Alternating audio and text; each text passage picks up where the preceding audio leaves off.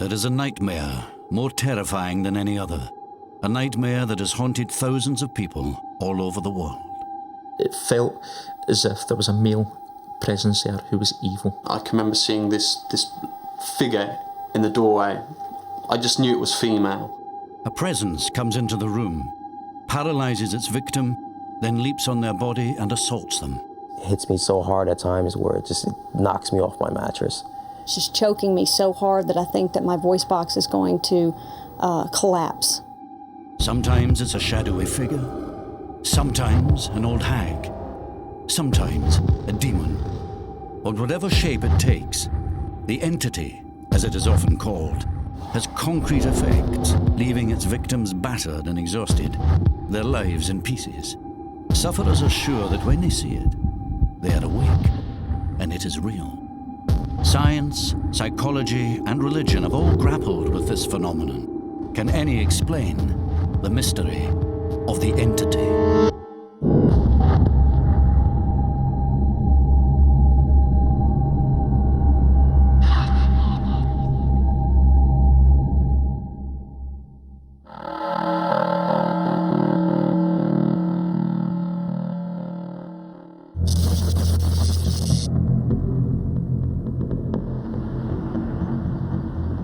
One woman has been suffering from entity attacks for most of her life. They began when she was just 5 years old. The first thing I remember as a child at night, I had just gone to bed. My mother just put me to bed, and I could see the lights on in the living room. I had just laid down for bed. I could hear my parents, I could hear the television, and I looked up, and to my right I saw a couple. Very shadowy, very dark, in my bedroom. A man and a woman, and they started walking towards me. It was very frightening. I couldn't speak. I wanted to call out to my mother. I couldn't call out to her. I was just terrified. And right about that time, she walked into the room, and it appeared that she walked directly through the two people that were standing to my right. And I began asking her, who are these people in my room? What's going on? She kept telling me that it was just a dream to go back to bed. And I said I wasn't asleep, it wasn't a dream. I could hear the television on in the other room. And that was the end of that. But as Jamie got older, the entities that stalked her became more vivid and more violent, making her increasingly terrified to go to bed.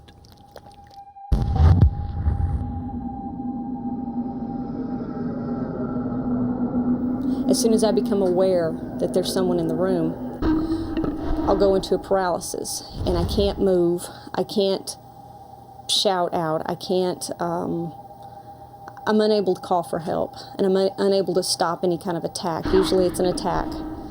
You can't move, you can't scream. It feels like you've been drugged somehow.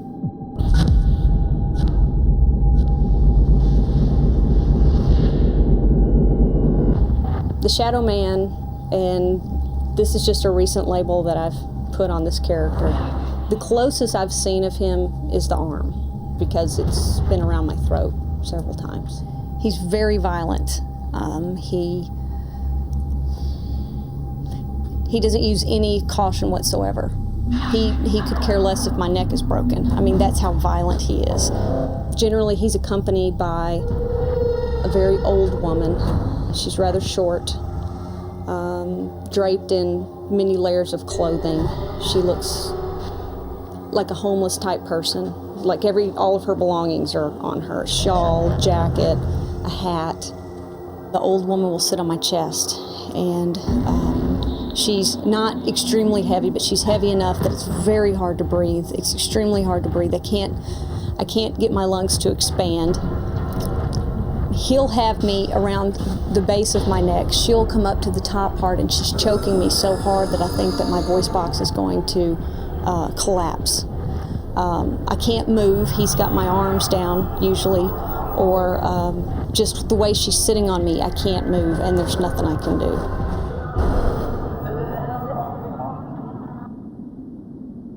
What makes these attacks even more frightening is that Jamie is convinced she is awake. The fear is extremely real. You look around the room, you're looking for any way out. I can see my clock, I can see the curtains, I see everything in the room that tells me that this is real, this is happening to me, this is really happening.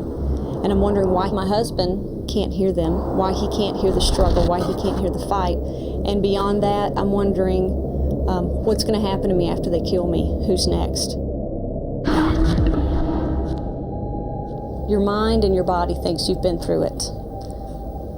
But to everyone around you that you associate with, that you work with, your friends, your family, your doctors, they say it was just a dream, just get over it.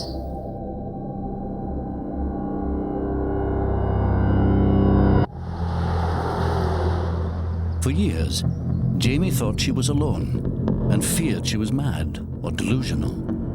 Then she discovered there were others who had suffered remarkably similar experiences. Research for this film produced hundreds of phone calls. I was sleeping in my bed, and there was a presence in the room. I was paralyzed in the bed. He seemed like a shadow. Probably about 6'5", well over 6 foot, very tall. There was something sitting on my chest. Sitting on top of my chest. The lady was old and haggard. She had straggly grey hair. Kind of an old woman standing in front of me. And there was an old lady. This just was not a nightmare. I know that I am awake when this happens. Can't escape from this entity that has entered your room. It's a feeling of perhaps the greatest terror that one can imagine.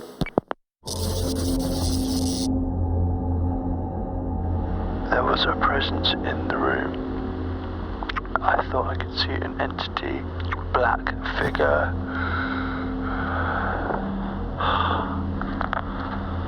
Oh shit. There's a presence in the room. God help me. Matt Watkins is a psychology student at the University of the West of England. Like others, he has experienced entity attacks for most of his life. Unlike others, he often recorded the events as they occurred. Friday the 26th, 20 to 4 in the morning. Saw some things. Still feeling pretty shaky. There was definitely a presence here. Oh God.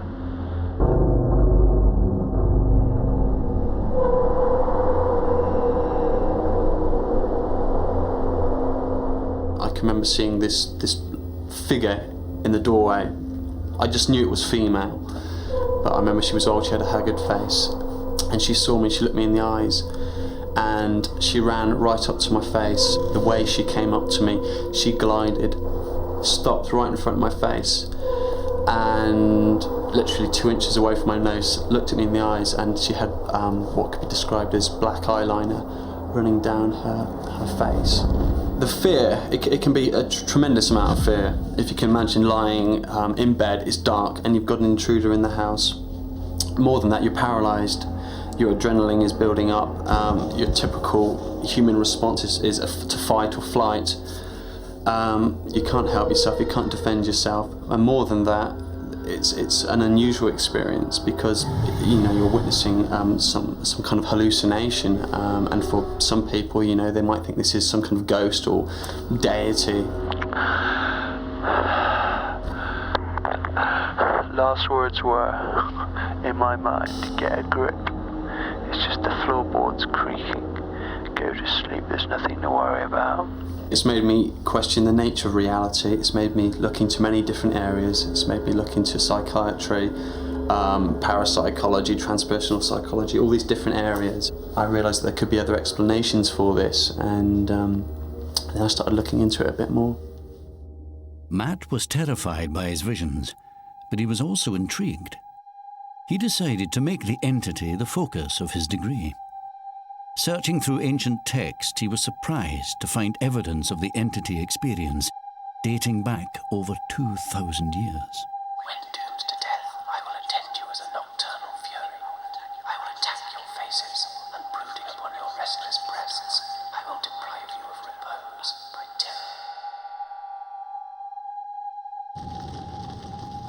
wasn't just literature.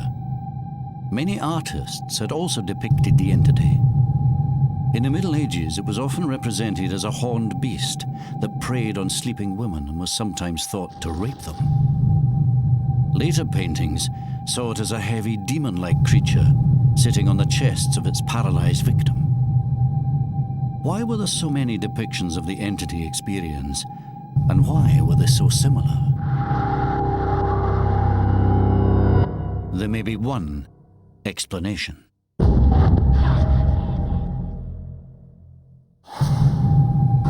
Throughout history and across the world, thousands of people have suffered from nighttime visions in which they are attacked by violent and mysterious entities. Some people have such severe experiences that their lives are left in ruins. Every time something happens like this, I don't really repeat a lot of it, and I try to forget it, and I'm having a very hard time describing how intense it is. The fear is intense. I've woken up with cuts on my hands from my fingernails, clenching my fist. I cracked teeth during my sleep just from the intensity of everything, clenching my jaws. I did think a few times about taking my own life. You just don't see any out to it. What happens is when you get to the point where you're so tired, you're just so tired, and you're so tired of fighting, and every night you know when you go to bed it's going to be another fight, a struggle. You become afraid to fall asleep. For some of these entity attacks, science may provide one explanation. When we are dreaming, a mechanism in the brain paralyzes us to prevent us acting out our dreams. Some people get trapped in a state between wakefulness and dreaming called sleep paralysis. Dr. Al Shane has studied over 9,000 cases and believes that it may have been experienced in mild form by up to 30% of the world's population. Sleep paralysis, as I view it, is a type of dream, a waking dream, or perhaps more accurately, a waking nightmare. Imagine, if you will, there are two mechanisms deep in the brainstem of the brain. And one of these mechanisms we'll call the wake-up mechanism, and the other one we'll call the dream-on mechanism.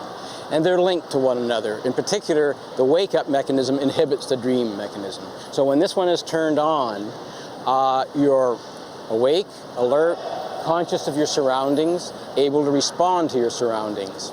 Imagine that as your wake-up system turns down, if there's a problem with particular neurotransmitters, it may not be inhibiting the other system. So this one may turn on before this one turns off. So you have two systems on now. So you're awake and you're dreaming. If sleep paralysis might help us understand why these visions seem so real, can it also help explain the shared scenario experienced in the attacks?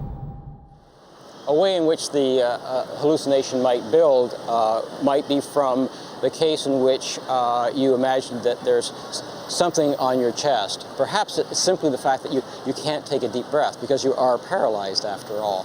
One interpretation is that because there's something on your chest preventing you from taking a deep breath. If you've also had a visual hallucination, it's easy now to conclude that whatever that thing was, that is now what is on your chest. Initially, often it's simply a feeling that there's something there. And you are searching for it. If your eyes are closed, you feel that if you just open your eyes, it would be there. If your eyes are open, it may be just out of sight. Perhaps you will see it. Perhaps you will now start to see some form, some vague shape. Maybe you'll hear something, footsteps, movement in the room. You may actually feel something touching you. And you can see as each of these things happen, the hallucination gets fleshed out so that this vague sense of a presence can become a concrete entity in the room. The condition of sleep paralysis might go some way towards explaining why some people are visited by entities, but there are other attacks which reportedly go much further.